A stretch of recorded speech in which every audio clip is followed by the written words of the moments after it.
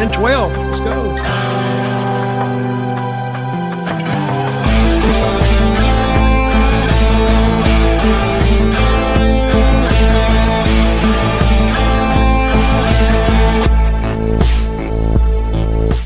What is going on, everybody? Good Friday night, January 12th, 2024. Rick Ucchino, SP3, Dutch Mantell with you here on Smack Talk. Nick Aldis getting the best of the bloodline tonight. A-Town down bad was some very unfortunate foreshadowing by Carmelo Hayes tonight. And Bayley sure seems like somebody who was on the fast track to splits bill with damage control. We are going to talk about all of that tonight. We appreciate you guys joining in on the show tonight. Make sure to get your comments in. Make sure to get your super chats in. We will be engaging with you guys throughout the entirety of the night. Super chats are the way to guarantee to get your show, your comment read on the air tonight. Let's rock and roll, guys. You guys know the drill. Dutch, how you doing tonight? Listen, before we get into anything. Oh, boy. Let's discuss the Tony Khan and the WWE interaction this past week. Do we have to? I want to talk about it. I think Sid does too. Maybe. I don't know. But I'm saying I have never seen really an owner of a company just actually send a tweet to the other company, and the other tweet comes back and forth. It got a lot of attention. So what do you think that's from? Oh, don't hold back. No. Sid, say what you mean. Do you want to take this one? I don't understand. What's the question? Oh, Tony What does Khan. it mean? Yeah, he was talking about Jinder Mahal getting the title shot against whoever, whatever his name. I can't remember. Rollins, yeah, Seth Rollins. And he was talking about the little the Samoa Joe and what's his name? Booker Man. Hook, something. And they were being compared. And so he says his makes more sense. Yeah. And it could, I guess. But if you take into account that Raw is drawing over 2 million viewers every week, and Rampage or Dynamite's doing line, what's Rampage Dynamite doing? 700,000. That's about what they did this week. Yeah. About 800, just under 800. But it got a lot of attention online. A lot of people wrote me about it. So, I mean, what's your view? It's part of the reason why he did it. Well, I mean, he put that big old worm on the hook. He chucked it out there into the Twitter sphere, and he waited for a bite. And damn it, did he get a dang bite from literally freaking everybody, including Jinder Mahal. Everybody bought this hook, line, and sinker SP3. This is exactly what he wanted. It's exactly what he wanted. Yeah, go ahead. I was gonna say he's the thing that we're talking about first on a WWE review show. We're talking about Tony Khan and AEW. I think he got what he wanted. I mean, if the question was, do I think the owner of a wrestling company should be making tweets like that about another promotion? Probably not. If the question was, if you were the owner of a wrestling company, I'd be busting their ass. Exactly. Thank you, Doug. Every 5 minutes, I say, if Vince was still there, screw you, Vince. Screw you, Triple H. I don't give a damn. You know, that's what I really want to get clear is that everybody is acting like they would be any better than Tony Khan. The people that complain about Tony Khan the most are people that have done what Tony Khan is doing. Yes, I'm talking to you, Eric Bischoff. You did worse. You were on national TV challenging Vince McMahon. He's like, oh, I was head to head. I wasn't whining on the sideline. Well, now you're whining on the sideline, sir. Well, but it did get a lot of attention. I will say that. So if he wanted to bring attention to AEW, he got it. So, but does it make more sense? Jinder Mahal really hadn't won a match in a year. But I think in that match, I think it's the start of an angle. I don't know between them, but something else. I think they have to have some idea behind it before they even promoted it. Don't you think, Mr. Rick? So I guess my first thing is, I honestly don't have a problem with the angle that they played off with Jinder Mahal, because the whole story is he's been overlooked. He's been forgotten. Everybody considers him like the worst WWE champion of all time, and this, that, and the other thing. He was disrespected by The Rock. I don't think he was nearly as bad as people say he was, to be completely honest with you. I thought he was a good heel.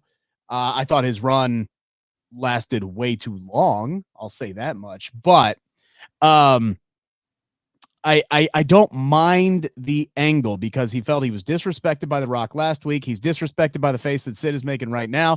He was disrespected by Seth Rollins in the ring. He attacked Seth Rollins, and Seth said, you know what? I'm a fighting champion. You want a piece? Come get some.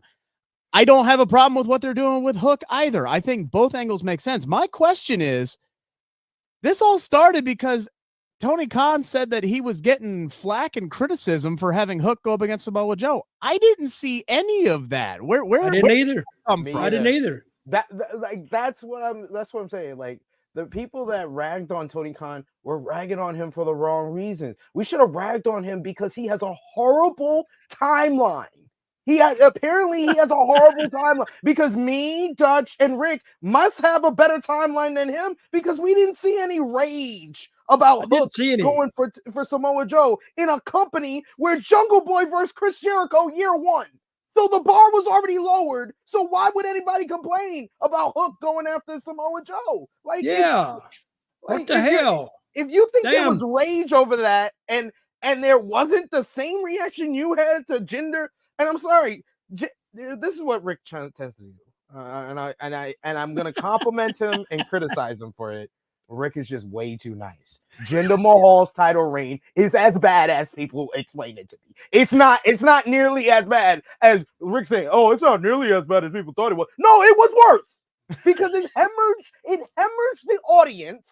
They took someone who was losing for years, years. Did not improve, only improved his look. Yeah. And they just said, now he's the main eventer. They just 1 week said, now he's the number one contender. And then a few weeks later, he won the world championship. And it's great. I feel great I have Indian friends that take a lot of pride in that moment. And that I can understand. And in the moment, that's a great heel moment. You can go back and rewind. It looks real good. His entrance, it looks real good on replay. It looks all fine and dandy. You did not have to live through that 6 months. I did. I started my podcast career with Jinder Mahal as the WWE champion. I am scarred for life because of Jinder Mahal as WWE champion. So don't you tell me it wasn't as bad as people think it was. I'll teach you, Rick. I guess he told you off, buddy. I mean, damn. How long was he the champion? 6 months. 6 months. The only reason they dropped it off of him is because they didn't want to do him versus Lesnar. Yeah, Brock didn't want to face him at Survivor Series. Yeah. That was why. And the only reason they put the title on him is they wanted to go to the Indian market. Over the Indian market. They didn't do that. They had to go to Saudi Arabia instead. And then when they went to India, they had Triple H beat him, come out of retirement to beat him. And that was on the heels of all the hot potato shit they did with the WWE Championship all throughout WrestleMania season, because the new year it started off with AJ Styles. Then John Cena wins his 16th world title. He holds it all of 2 weeks. They give it to Bray Wyatt inside Elimination Chamber. Then he drops it to Orton at WrestleMania, a match he should have won, by the way. RIP. And then Randy loses it a freaking month later to Jinder, which if you're going to do that angle, fine. But you should have pulled the Christian, and he should have dropped that bitch 2 days later. Immediately dropped it back. And everything would have been fine. And what year was this? 2016? 2017. 17? 2017. Oh, yeah, you're right. It was 2017. I wasn't watching then. I wasn't watching. I was not watching as closely as I do now because I didn't get into the wrestling media until 2019. So that may be why. Why my recollection of the title reign is not as sharply as Sid's. Maybe it's because my first ever podcast, first ever episode of True Hill Heat was after SummerSlam 2017 when Jinder Mahal beat Shinsuke Nakamura, when Shinsuke Nakamura was supposed to be the new hot commodity on SmackDown and the main roster. And he got beat by Jinder Mahal that summer, and it was never the same. He never recovered. Never recovered. He hasn't recovered yet. They still trying. 6 years 7 years later, they still trying. At least they got his character right. They just won't give him some good booking on top of that. All right, let's dive into this show. Yeah, here let's tonight, do this. Okay, how do you rate the show tonight? I 1 to enjoyed 10. the show. Let's go. I enjoy the show. 1 out of 10. Sid? What are you saying? 1 to 10? 1 to 10? I'd Yeah, give it 1 to about 10. I'm right there on the cusp of a 7. I'm gonna go 6.9. Okay. Yeah, I go like 6.5. It was a show. No, It felt like a show in between the weeks. It didn't feel like the go home show. It didn't feel like the setup show. It felt like the show in the middle. If you ask me what happened on the show, I'd probably be like, it was a show. Believe it or not, I watched the whole show from beginning and not the end because I had a screw up. I didn't see the finish in the last one, but I would give it about a 7 because they kept it moving. No, there were no really slow episodes, but okay, you said in that match that who got hurt with that drop down boom? Who was that? Yeah, so Drop we'll down get boom. there, but you like yeah, that? Austin like Theory. We're still waiting to see if we can get some kind of an update on Austin Theory, but there was a Spanish fly gone horribly wrong tonight, and we'll get to that coming up here in a little bit. We do have a super chat here from Will Chisholm. Vince heard Hinder's theme and said, "I got to give him the belt, pal." No, he saw Jinder's pecs and was like, "Damn, let's go." Let's reward that physical, that physique. He looks like a WWE champion. Damn it. He's so vascularly bulged. Oh my God. Look at those veins. Look at my veins popping out. Exactly. He did look like $1 million with the title on his shoulder. Like when he's just standing there in a suit with the Bollywood boys next to him and he's coming out like he walked the walk. He looked the part. Yeah. Just, the rest of it was. And then the bell ring. Yeah. And then it's over. way too long. Please ring the bell, start it, and then 30 seconds later, ring the bell and end it. And let's go. All right. So we open up. Since God bless his soul, I want to remember Bray Wyatt for better things. Yeah, Jinder Mahal is now the greatest, and then the bell rings wrestler of all time. So we open up the show tonight with a rewind to last week. We see after the show went off the air, Nick Aldis made the Fatal 4-Way for the Royal Rumble. We see Roman Reigns telling Paul Heyman to basically fix this shit. We open up with what was supposed to be Cameron Grimes versus Grayson Waller tonight.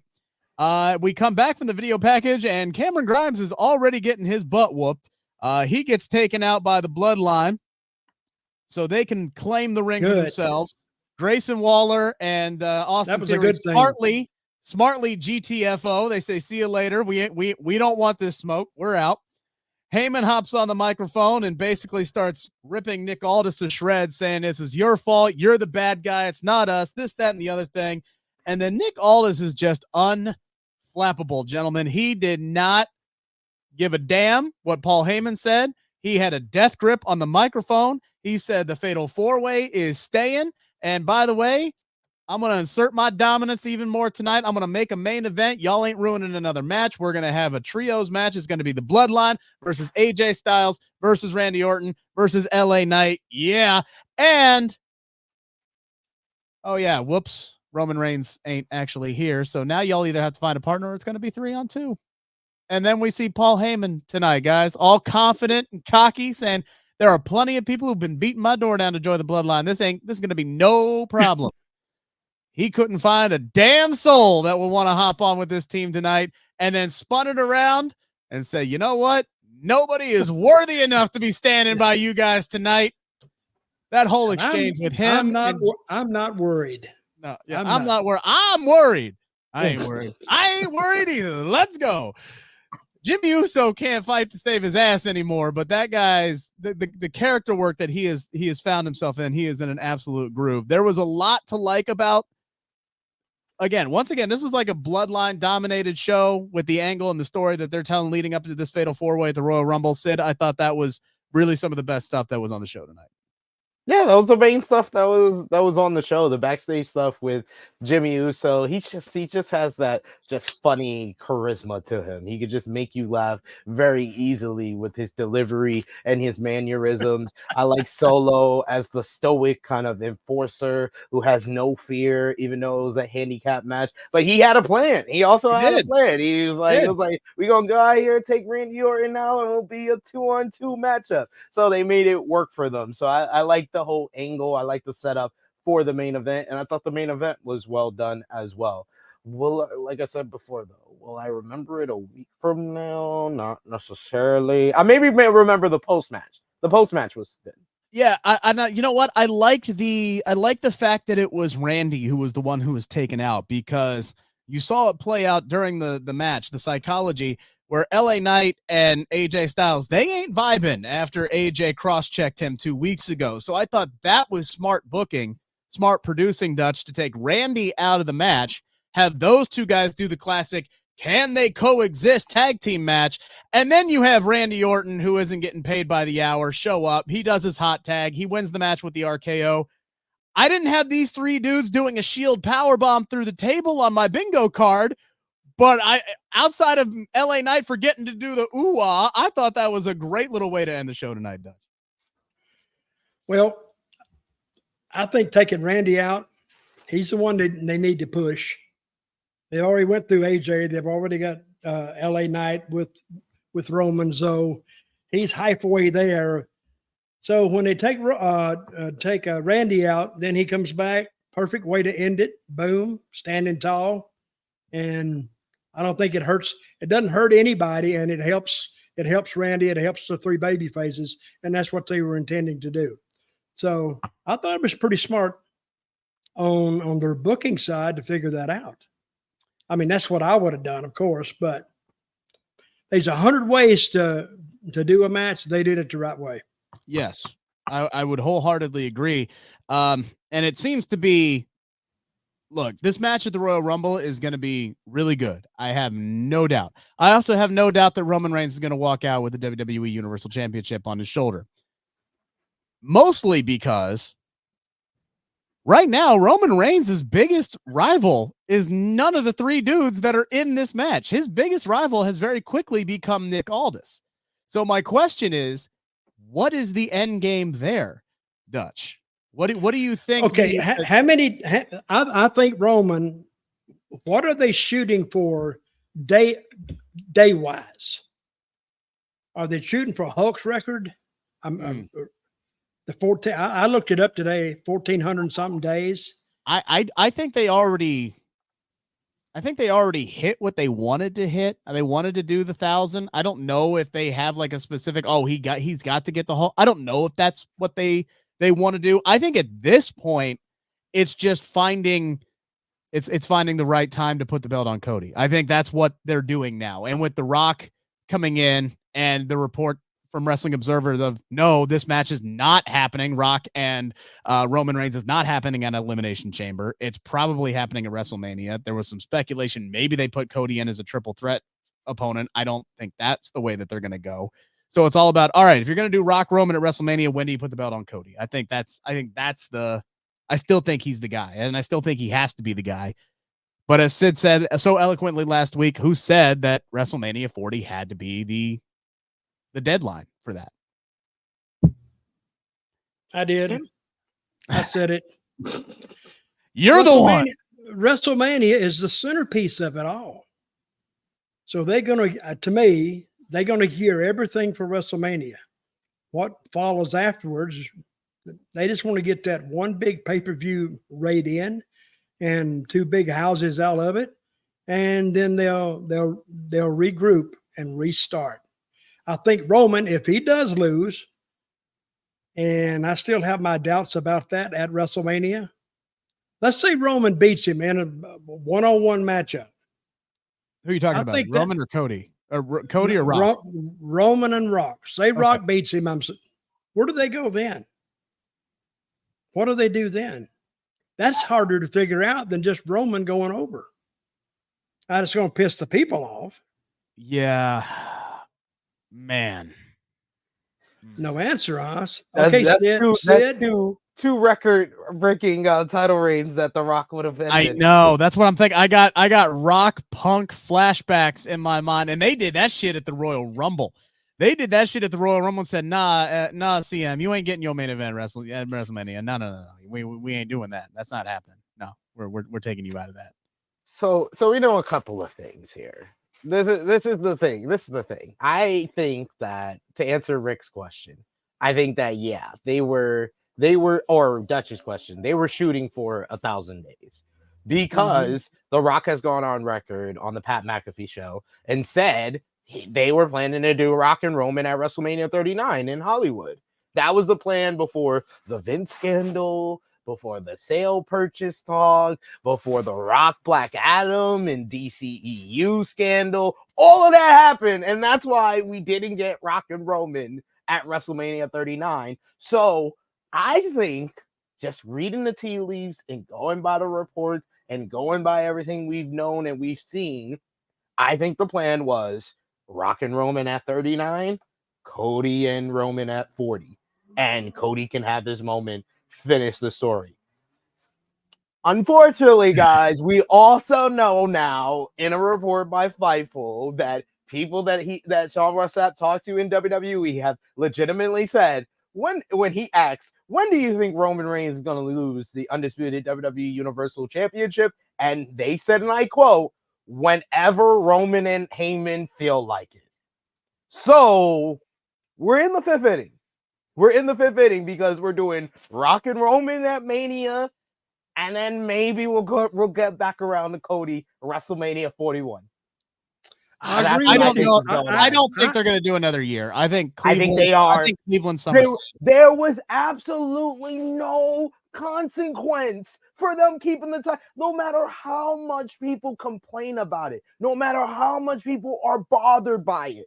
Yeah. Cody losing at WrestleMania had no repercussions to WWE. So WWE, in their mind, the business is being driven by keeping the title on the centerpiece. The centerpiece to this whole era, this whole Renaissance era. Every era in WWE history has had a centerpiece at the top. During the Rock and Wrestling era, that's why Hogan held the title for 4 years. You're damn right. That's why he's the centerpiece. Austin, it was a different time. It was the Attitude Era. So he got short reigns, but he was always in the title picture, always in the main event scene. He was the centerpiece of the Attitude Era. And now it's Roman, and now we're going to get a 5-year title reign. Yes. Amen. 5 years. Amen to that. Amen. See? The problem is they're running out of dudes for him to wrestle. That's No, they're not. No, they're not. They keep coming up with more plates to spin. You heard that we talked about the promo yet last week with Paul Heyman, where he put in the plate of CM Punk. He can now do singles matches with AJ Styles and Randy Orton when he wants to, because they're doing this 4-way. They just did the backstage segment on this show with Paul Heyman coming up to Bobby Lashley. What did Bobby Lashley say? I still haven't faced the tribal chief. I want to see it across from they got matches, but they can make it a year. Don't forget Gunther. I mean, he only wrestles 5 years, 5 matches a year. Yeah. They can do anything they want to do and make it interesting, I think, because now they have the bench strength to do it. Before, they had nothing. They had some, like a baseball team, they had some like 225 hitters that couldn't hit a double. They could hit maybe singles, and that's it. But now they got those long ball hitters, and I think they got enough right now to carry them another 6 months from WrestleMania. You agree, Sid? Yep. See, he agrees with me, Rick. They're good. WWE's good. And this is what I'm saying. For all the people that feel like Roman needs to take the title, needs to drop the title, stop watching. I think that's the only way. That's the only way that's going to happen for y'all. But they're not going to do that. No, they're not. So we got Mirabelle saying, I think CM Punk will win the Royal Rumble and win the title at WrestleMania. I agree. I just think it's going to be the World Heavyweight Championship. It seems like he's dead set. It's going to be Punk and Rollins. I don't know if he's going to win the title, but it's definitely going to be Punk and Rollins. They can't feed another. hey, here's a guy coming out, brand new guy to the company. Let's feed him let's feed Seth Rollins to him at WrestleMania. They can't keep doing that, can they? They can't keep doing that, can they? They can, but they won't. They won't. I feel like this is, the Punk Royal Rumble win is the big win for his return. But I think they're gonna have him do the job for Seth at WrestleMania. Or maybe that's where they have Damian finally cash in successfully. They've had. I'm convinced Damian Priest's not going to cash in successfully. Yeah. Hey, where is Gunther in all this? I think that's the jewel they have sitting over there that they haven't tested. What we might look back on this as Gunther is really the victim of CM Punk's return. I think there's still a spot for him, a big one. I think so too, really, but I think really big one. I really feel like Dutch, whatever plans for Gunther got pushed back a year because of Punk. Well, that gives him an extra year. That's great for him. You mean the later they wait, if you fail, you at least get a year out of it, but he's not going to fail. If he goes through a year, and he'll stay over because he has that vibe about him. And I would actually love to see Gunther versus Roman. Oh, yeah. I think that's going to happen at some point. Yeah. But probably after Roman drops the title. Yeah, it's not. I don't think it's going to happen during this reign for Roman. But this ain't going to be Roman's last reign either. So at least I don't think it's going to be. Wouldn't that be some shit if he drops it after like having it for 4 years and then he wins it back like a month later? That would be like the ultimate troll. What the hell? What are you guys doing? That's what Bruno did, right, Dutch? That's what Bruno did. Bruno held the title, 7 years? Dropped it for a few months and then held it for like 4 more years. Yep. Yeah. That's why it's broke up. But nobody ever touched his reign anyway. But it's too long. And the people, they don't have the patience for that. All right, Rick, continue with your critique. Yeah, so we moved on. Our actual first match ended up being Angel Garza and Umberto versus the remaining members of the LWO. Look, I thought this was a really good match between these guys tonight. I'm glad that Angel and Umberto got the win because, frankly, they needed the dang win. They need to be presented strong. I want to see these guys succeed, mostly because these two guys alongside Santos Escobar, the promo package they put together beforehand where they're calling him La Familia, and then he said they're the new LWO, the Legato World Order. I love all of that. These three together as a trio look like they are absolute money. SmackDown, Triple H loves his trios factions right now. He just keeps building them up. I thought Umberto looked really good tonight. The strong sit-down powerbomb that he hit, LWO got to show off a little bit of their athleticism in the run-up to the finish. Carlito shows up. He attacks Santos, so there's still some. I like the way Carlito dresses up for TV. Well, he was decked out, wasn't he? Pants he had on one of the shirts, didn't he? I don't know. He just had pants, some tight pants. He had like dance pants. Like he was getting ready to go out and dance. But look, I liked this match tonight, Sid. You're the match critique specialist. What'd you think? It was solid. It was solid work from both teams. I thought that it was a match that was in first gear. I don't think that this is what they will really kind of give us when they get out of first gear, but it was a nice little first chapter in this little rivalry from the real LWO versus Legato Del Order or World Order, excuse me. Yeah, Legato World Order. Well, I think they were starting to ramp up, especially when Cruz hit that corkscrew fly out onto the outside. That's when it really felt like things were picking up, and then that's when Carlito showed up there, Dutch, and he and Santos fought up the ramp there, and Joaquin ended up getting pinned when Angel grabbed the ropes there. But what do you think about this Legato faction together? I think these guys have a lot of potential. What is their name? I missed their name. Legato. Well, so spell that. I'm not sure exactly what their name is because they said they're the La Familia. Then they said it's going to be Legato World Order. Who knows what it's officially going to be, but Santos Escobar, when he was in NXT, his faction was Legado del Fantasma, and it was with Joaquin and Cruz del Toro on his side. So now they have taken Joaquin and Cruz. They're on the LWO side, and they have added Angel and Alberto. So maybe they're Legato del Fantasma, maybe they're Legato World Order, maybe they're La Familia. They're one of those three. That would be what I'm going to guess. They're one of those three. But I like these three together. Oh, they had a good match.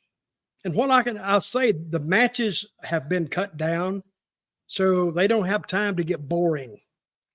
They did a lot of interviews, not short ones. And so I think the show just sped by tonight. I watched it for an hour and it seemed like maybe 30 minutes, but it was interesting the whole way. They did have a good match. And as a fan, I'm wondering, where did Carlitos and the guy go down the aisle? They just kept going. And his partner just went down the aisle like, well, hell, he's back there somewhere. They went to the concession stand to grab some nachos. That's where they went. No kidding. or fight to the back and get something to drink. Yeah. And yeah, they did have some good. That was a good match. A good match tonight. Who followed that? Andy, this is it's a root beer. I'm not drinking on the job. All right, it's root beer, but drinking on the job. Good eye though. Driving the show. On the job. He's tanking it. He's trying to tank it as fast as he can. Kevin saying Jey Uso versus Gunther for the Intercontinental Championship. I've seen more and more people saying that Jey Uso needs to win the Intercontinental title. I would love to see him get a singles run at some point. I don't know if Jey Uso is the guy to beat. Well, let me throw this at you. Yes. When do you think the Usos will get back together, which you know is coming? Sometime after the next WWE draft, because they fighting each other at WrestleMania. Yeah. But also it's going to depend on how over Jey Uso continues to be. The guy's moving merch. He's, one of the top baby faces over on Raw. Mm-hmm. But, and again, WWE has a plethora of top level baby faces on their hands right now. They haven't been in this position in quite some time. Got Jey Uso and LA Knight and Cody Rhodes and Seth Rollins and Sami Zayn when he comes back, Kevin Owens. I could rattle off some more for you too if I wanted to, but I don't. We need to move on. Okay. Keep it going. We see Carmelo Hayes backstage talking to Nick Aldis. Looked like there was a SmackDown contract sitting there in front of him. He starts to mention something about Royal Rumble possibly. Then they get interrupted by Grayson Waller and Austin Theory, and that sets up a match. I thought Grayson Waller was hilarious here because Carmelo was like, I'll fight you right now. You want a match? You ready to go? He's like, no, I've already wrestled tonight. I'm good. I don't want to do two matches at once, but Theory's got you here. Let's go. I like this a lot. Obviously, Carmelo impressed some folks. Obviously, he's going to get the call up here very, very soon. The only issue is we hope that both of these guys are okay. I thought they were putting on a pretty good match tonight, and then there was a spot where if you missed it, they go for a Spanish fly, and I'm not sure exactly what went wrong, but something went wrong. Austin Theory did not get the full rotation. He came crashing down on top of his head and his shoulder area. And from the camera angle we had, Sid, it looked like Carmelo landed on top of him, which kind of drove his head even further into the mat. And the referee immediately said, nah, this match is over afterwards. What did you see there? I just sent you, and I'll send it to our group chat with Dutch so you guys can see it. A screen cap. I don't know if you can take that and put it on the screen so that people can hear the explanation. So basically, it's Austin Theory's usual kind of Spanish Y where he jumps flat-footed, shows his hops, jumps to the top rope, sits on the top rope, bounces off the top rope, and does a Spanish fly.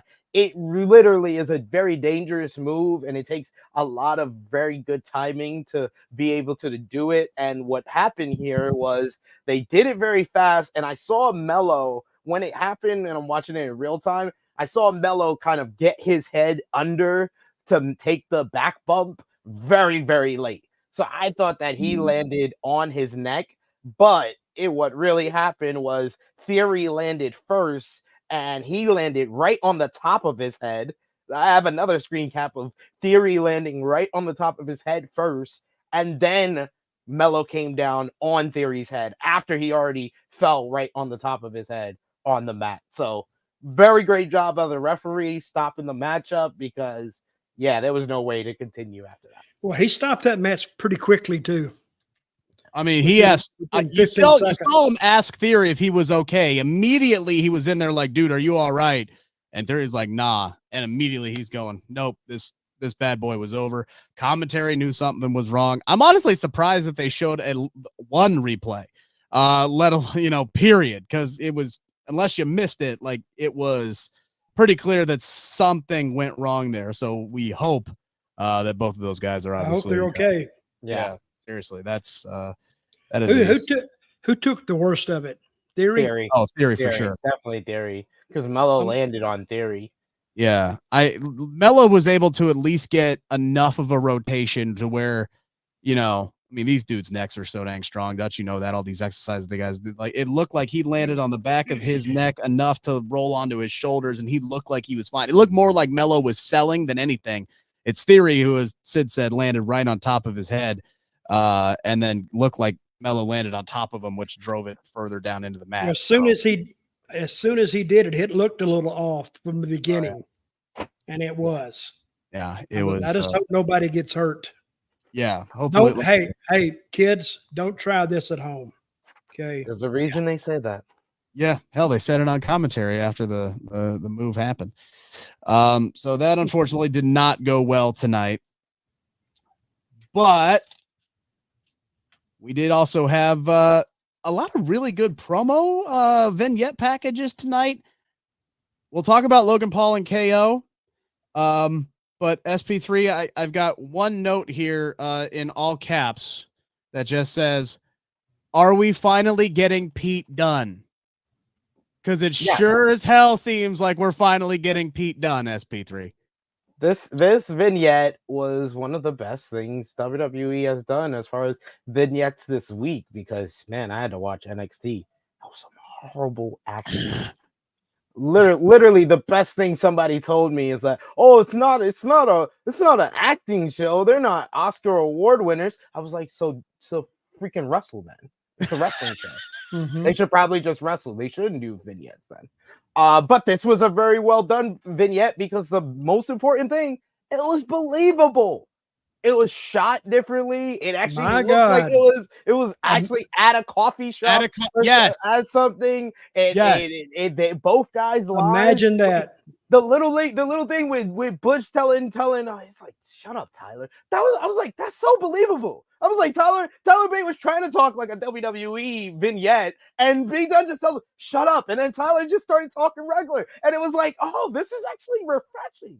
And then it got me excited, because the whole point was them to tease that we're getting Pete Dunne back. So that was well done. That was the best part of this whole episode. That is the part. If someone asks me a week from now what happened on this show, oh, they teased Pete Dunne coming back. That's what I would remember.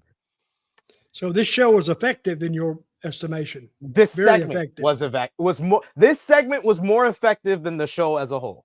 Okay. Yeah. They've started to do more of this, Dutch, where they're going outside the box from what they typically do with these vignettes. We've seen them a couple of times now with Caden Carter and Katana Chance. I'd like there to be more to their characters than, hey, we wrestle and then we go out to a club and we dance and we drink. But that's what they do right now. They've shot a couple of interesting vignettes that I like with them. Scenes out actually at a club, and not like back in the old days where it was like, oh, hey, Bobby Lashley and Lana are on a date, but it's definitely just like a corner of catering that they've dressed up to make it look like a fine dining restaurant. Or, hey, it's Team Hell No, and they're with Dr. Shelby, but it's definitely Joe Schmo's office in the back of this arena right now. Like, calling Joe Schmo. The production value, they've really kind of stepped up with it, and they're going outside the box and they're showing us something different that they haven't shown us for the last 20 years. It is, like as Sis said, it's refreshing.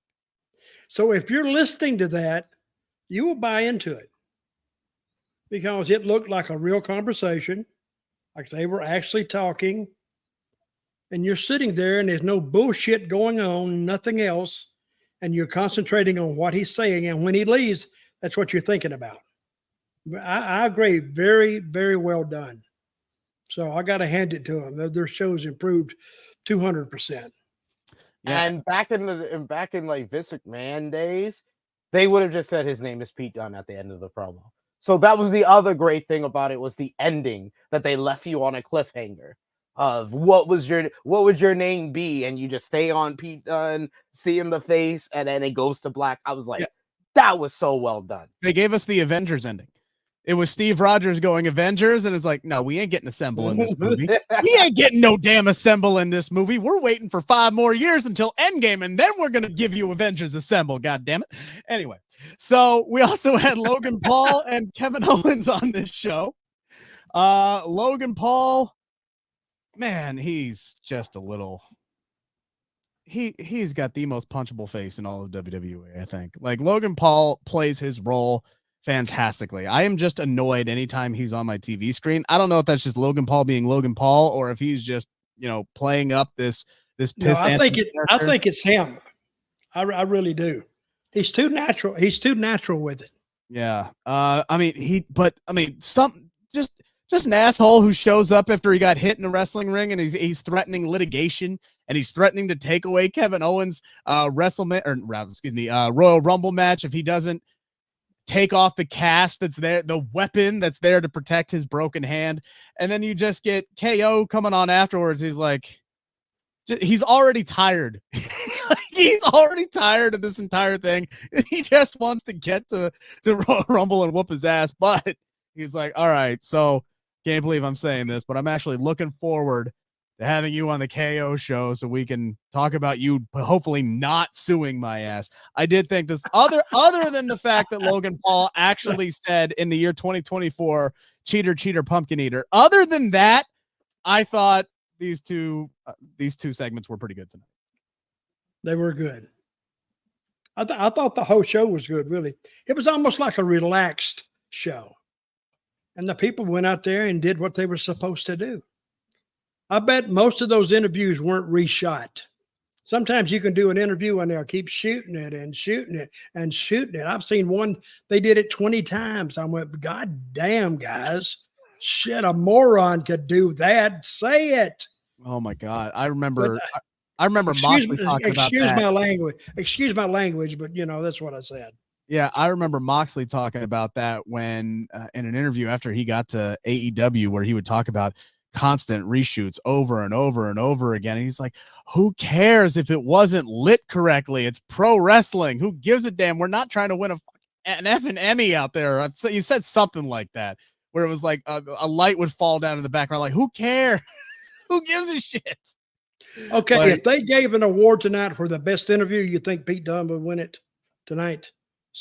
Best segment on the show? Yeah, it would be Pete Dunne and Tyler Bate. The promos, I mean, yeah, once Logan Paul said cheater, pumpkin eater, I think I tuned out. Yeah, I was out. I tuned out. I heard the line about oh, we're gonna sue, make sure you don't wear the cast. I was like, okay, that's interesting. That seems like a placeholder type of promo. And then Kevin Owens confirmed that it was a placeholder to set up next week's segment, which is the go home segment. So yeah, exactly. I'm like, cheater, pumpkin eater is like right up there with suffering succotash for me. Like, let's never say that again on WWE programming ever. Like, never, ever. That has no business being on this television show ever again. We got a pretty lengthy match tonight between Bayley and Bianca Belair. Look, these two have wrestled each other a lot over the last few years. I believe this is their 9th. Sean Rossap from Fightful said this is either their 9th or their 10th televised match on SmackDown or Raw in the last couple of years. They obviously have a lot of some good chemistry with each other. They obviously know each other pretty well. I did like the production of this match, the producing of this match, where, yeah, it was pretty clear they know each other's tricks by now, and they both had to pull out some stuff that they typically don't do, trading counter for counter. I like the spot where Bianca used her own hair as a tripwire. I thought that was a nice way. Bayley's always going to go after the hair, so they got to find different ways to use it. But in the end, as she always does, death taxes, and Bianca goes over Bayley. The story of this, though, is Bayley twice did the heel cheat spot where she's distracting the ref, and she's hoping that one of the 4 of her best friends on the outside would take a damn swing, and they all just stood there like it was freaking King of the Hill, and they're standing out on Hank's lawn drinking beer. They just chilling. Nobody did a damn thing, and she was pissed about it. Almost cost her the first time. It did cost her the second time. SP3, what did you think of this one? Okay, I'll get the negative out first. Oh my God, I have seen Bianca Belair and Bayley way more times than I should. That is the biggest negative when I realized and did the math in my head, because I did see the stat of how many times they had faced each other. And then I really thought about that stat and realized how they spread that out to the point that we have seen Bianca Belair and Bayley at least twice every year the past 4 years. More than once. We see it every year more than once. So I know this is not the last time I'm going to see it in 2024. But I didn't. Bayley missed an entire year of action, by the way. And that's insane. Yeah. That's insane. That's insane. But go ahead. No, I like it. I did like Bailey's comment at the end. I'm just hoping that one of you will do something, clap your hands or something. But you stand there and they going like. I related with Bayley because I was just like, now come on now, like y'all are wilding, like y'all can't help Bayley. Y'all. All right, y'all making it too obvious that y'all about to kick her to the curb and stuff like that. Like come on, not one of you. We couldn't even get Dakota, like, at least try. Not one of you. We all know Dakota can't get physical, but she can at least try. And then EO stops her. I think that would have told the story better. Dakota could smack her in the face or something. Like, seriously. Like, but I'm just saying, they could have just had Dakota, at least one of them at least try. Because it looked like Asuka was concerned at the end, but she didn't even try. She didn't do anything to help. Like, why can't one of y'all at least try to help? The most movement that Asuka did was when the ref came over. He's like, "What are you guys doing?" And she's like, "I didn't do shit." Like, don't look at me. Just threw her arms up like, I didn't do it. We didn't move. We literally did not move. You did not see us move a damn muscle. Like, it's Bayley has been told by Damage Control, do not come down and interfere in our matches. And she still comes down to help. The entire Damage Control is standing 3 feet from the match. They had 2 golden opportunities to help Bayley finally beat Bianca. And they're like, nah, we're cool.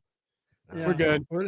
And then Dakota had the unmitigated gall afterwards to say, oh, we thought it would be best for you to handle her on your own. Then you shouldn't have come out. You shouldn't have came out. Don't come out with me then. Leave me at the ramp. We just did that with EO last week, where we said, oh, you got this. We hugged her and we was by. We ain't gonna stand at ringside and not do nothing. That's a little different. Yeah. We shouldn't have even been there if we wasn't gonna help. But overall, my most positive thing I could say, this was the best match on the show. We got plenty of time. Okay. These two ladies have good chemistry with one another. I love their use of always look at all their past matches. There's a lot of them. They use Bianca's ponytail always in their matches, and they do that well, and they come up with different ways to use it. So I like that in this matchup. So like I said, best match on the show. I just wish that it was. Didn't she say one time the referee was looking right at me or right at us? What do you want me to do? Yeah. And that actually is a logical answer. I don't know. Do something. Right. Exactly. Like your hands. Do the whole thing where you go out there and you try to get involved, and then the ref chucks your guys' ass out. And while he's walking your ass out, I can hit her with something. Like, there's something you can do. You know how the game is played. This is clearly being done. Like, look, these 4 ladies and Bayley are on the fast track to Splitsville. Like, it is happening, and it is going to happen very, very soon. But like the thing that it's weird to me is that the betting odds for the Royal Rumble, take them for what they are. All right. Bayley is like the overwhelming favorite to win the Royal Rumble right now, like right up there with Becky Lynch. Does she feel like somebody who's about to win the Royal Rumble? That doesn't seem like the story that they're setting up here. It seems more like Damage Control is going to screw her out of the Royal Rumble is what they're setting up. No. No, I the backstage segment kind of was like, oh, they're gonna have Bayley win the Royal Rumble because she's the most she has the most interesting story. It's not Becky Lynch, it's not Nia Jax. These are people that they have teased can win the Royal Rumble or can have a big matchup with Rhea Ripley at WrestleMania. But it's Bayley that has the more interesting story because they keep telling us she's winning the Rumble and going after Rhea, but she has every reason in the world to go after Io. So it's setting up for her to win. And then you have a couple of weeks where you could tell a story of her saying that she's going after Rhea and then deciding at the last minute, no, I'm going after Io because y'all don't help me out at all. I would love it. That's a good scenario you set up, Sid. That's a good one.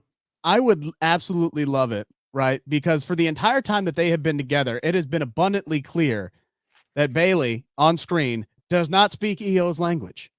I would think it would be hilarious if they did a spot where Bayley all this time had been doing like Rosetta Stone or something like that, and was actually like learning her language so she could actually spy on her and finally figure out what Io's been saying behind her back this whole time.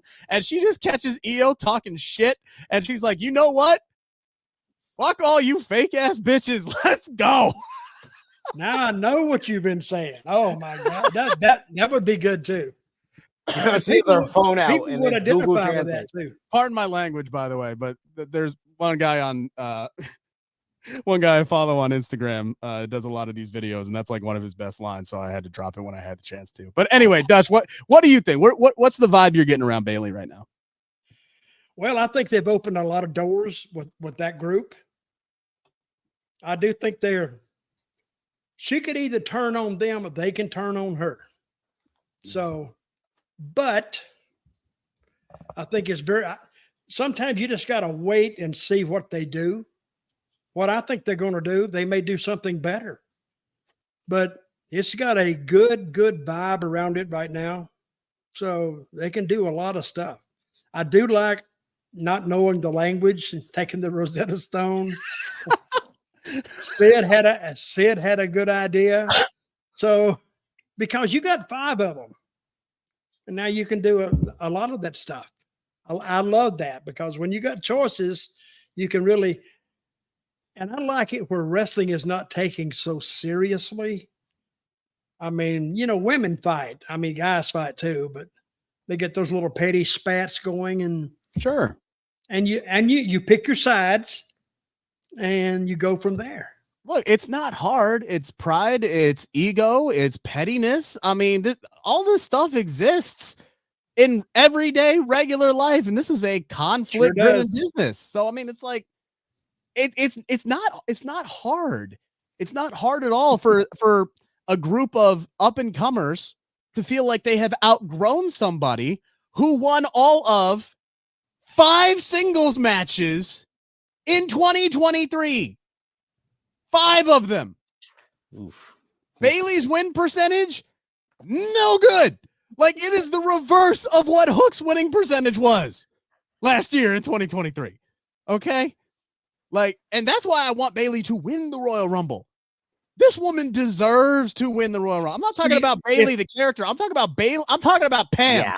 Pam deserves to win the Royal Rumble. She needs to go on this big, long babyface run. You guys have her Lion King moment of remember who the F I am and take over the damn division again. Sorry, go ahead, Dutch.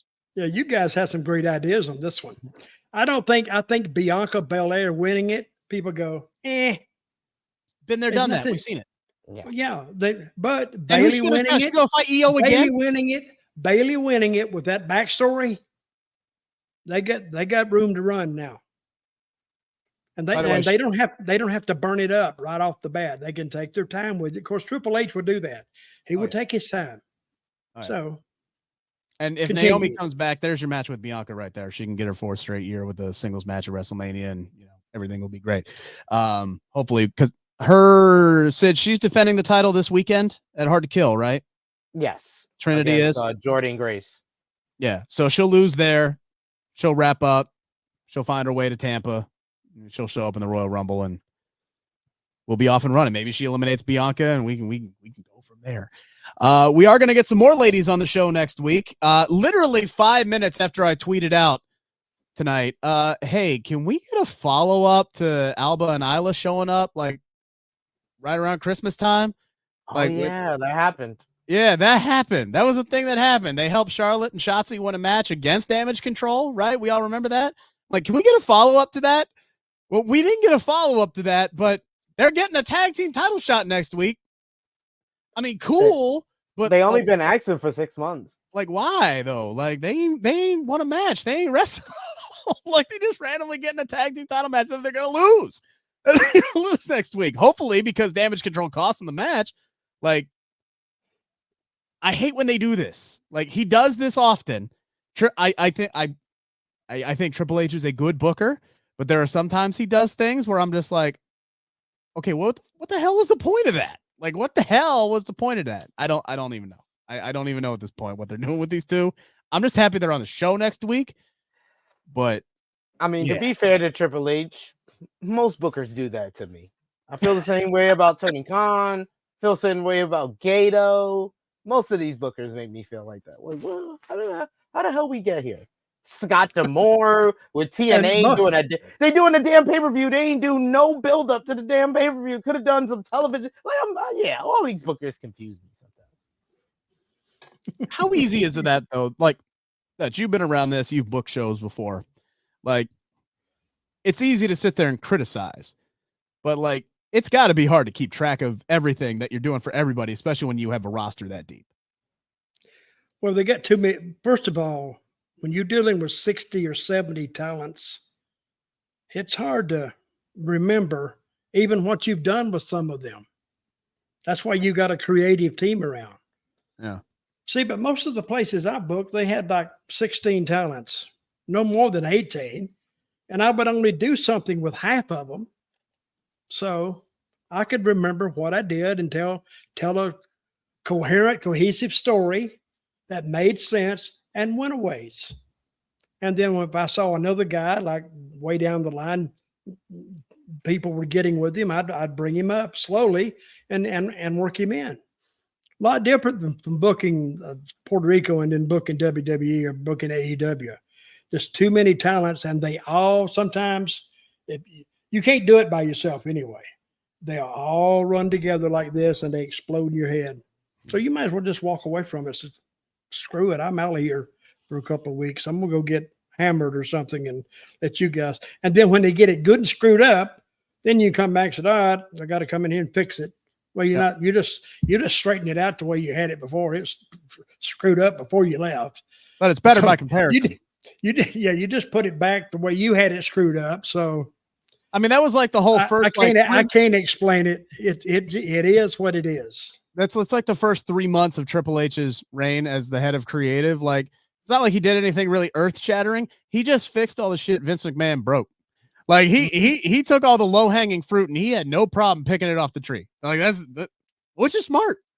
His first night back is, Becky Lynch should be a babyface and Ronda Rousey should be a heel. Done. Boom. First night back.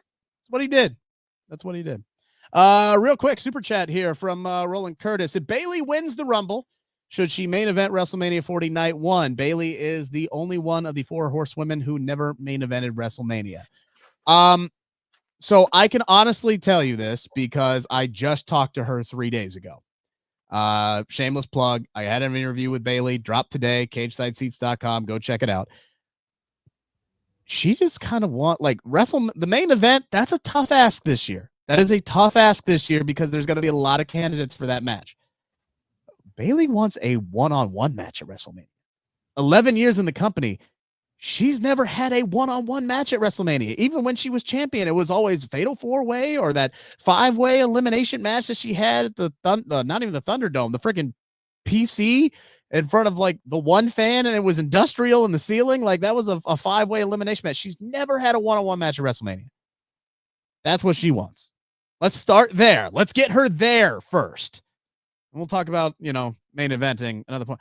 Got a woman who won 5 matches last year. Let's slow down on talking about a main event, especially when, come on, it's a slam dunk. It's Seth Rollins. Jinder Mahal didn't win one all year. Some people were complaining about that. Yeah. People were complaining about that. They're Yeah, outraged. They're outraged. There's rage. Where's the rage? I will Yeah, say where this is the much. rage? I'll say this much about Bayley. If she wins the Royal Rumble, the losing streak needs to stop. Like, she can't keep losing in the ramp up to WrestleMania. Like, she's got to start putting some wins under her belt and look like a real credible threat again to Io or Rhea, whoever the hell she starts. Like, anybody can win an over the top rope challenge. I've said that like every week on this show for like 5 weeks straight. Anybody can win an over the top rope challenge. It's not the same as pinning you 1, 2, 3. So Bayley could win this damn thing, and it'd be only her 6th win in the last year and a half. Honestly, her record's even worse dating back to the end of 2021, honestly. 2022. But yeah, man, like, she needs it. She deserves it. Records don't mean anything in pro wrestling. They should. You can talk about it. Yeah, you can talk about it, and they shouldn't. It should mean something, but it only means something with your top people, like Roman, Gunther. But Bayley, after all she's went through, you could restart it, and she's won all these matches since this date. Yeah. I mean, the thing about Bayley is she has that pedigree, right? She has that resume already, and she has a distinguished resume. First ever women's Grand Slam champion in WWE, Money in the Bank winner, 4-time, women's champion in WWE, first time women's tag team champion. She's done a lot. She's accomplished a lot of things, and I think people appreciate her because they see the work that she's done since she got back from the ACL, and it's all been about elevating others. She has put her own goals on the back burner to build up the women's division, and it has been a constant fight because sometimes Triple H is in charge, sometimes Vince is in charge. And you know what? Things have improved since Triple H has been solely in charge. So I'm hoping that things will keep going. But she deserves her damn flowers. She deserves to win the Royal Rumble this year. SP3, what you got going on this week?